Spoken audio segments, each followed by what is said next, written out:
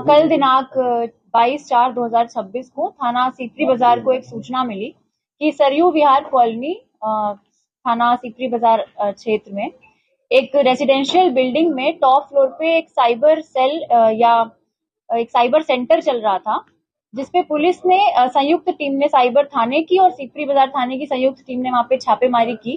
तो वहां हमें करीब 17 से 20 महिलाएं मिली जो ये कॉल सेंटर चला रही थी।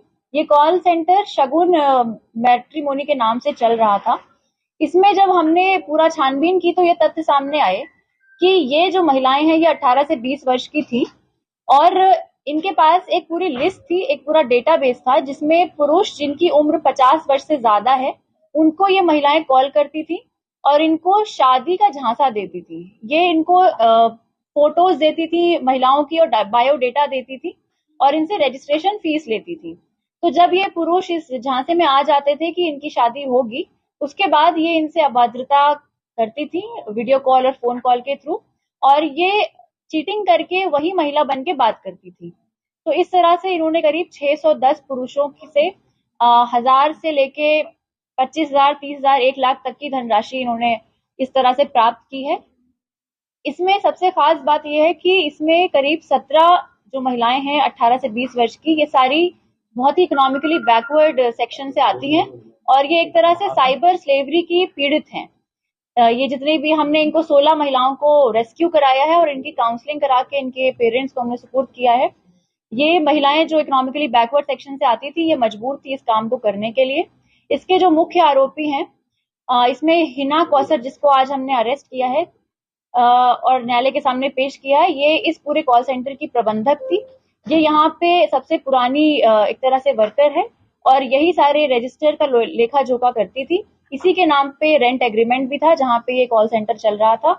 और इसके जो अन्य आरोपी हैं सतीश छिपा और नीतू प्रजापति, ये दोनों शिवाजी नगर के रहने वाले हैं और ये फरार हैं। पुलिस टीमें गठित की जा चुकी हैं, इनकी छानबीन हम कर रहे हैं। इसी क्रम में हमने 9 अकाउंट्स, बैंक अकाउंट्स फ्रीज करा लिए हैं और इन अकाउंट्स में करीब 50,000 की हमने धनराशि भी फ्रीज करा ली है। जो रजिस्टर्स हमें मिले हैं उसमें यह पता चलता है कि करीब 30 से 40 लाख का फ्रॉड इन्होंने एक साल में 600 के ऊपर पुरुषों के साथ किया है। जो बरामदगी है वो करीब 30 कीपैड वाले मोबाइल फोन है, 5 स्मार्टफोन्स हैं और करीब 29 से 30 रजिस्टर्स हैं जिसमें हर महिला अपना एक अकाउंट मेंटेन करती थी।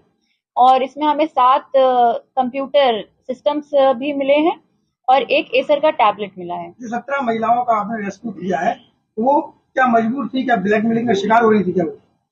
ये 17 महिलाएं साइबर स्लेवरी का शिकार थी और ये सारी 5,000 की सैलरी पे रखी गई थी।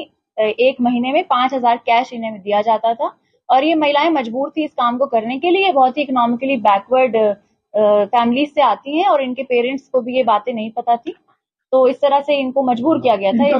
क्षेत्र कितना था इस कॉल सेंटर का पूरा जो है? इनके पास जो लिस्ट है, ये 610 जो पुरुष हमने देखे हैं ये पूरे पैन इंडिया से हैं। इनके पास जो डेटाबेस है ये पैन इंडिया का है, पर जो ये 16 महिलाएं जो साइबर स्लेवरी की पीड़ित हैं ये पूरी लोकल झांसी की हैं। कैसे शिकार बनाते थे?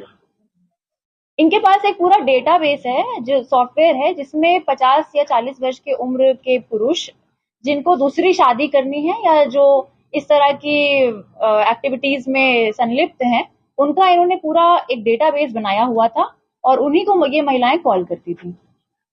मैम एक चीज और, क्या आपने कहा कि ये लोग, यही लड़कियां जो दूसरे के नाम से कॉल करती थी, कुछ बोलकर बातें भी करती थी उस तरह की, तो इनका कोई दोष अभी तक नहीं माना जा रहा है?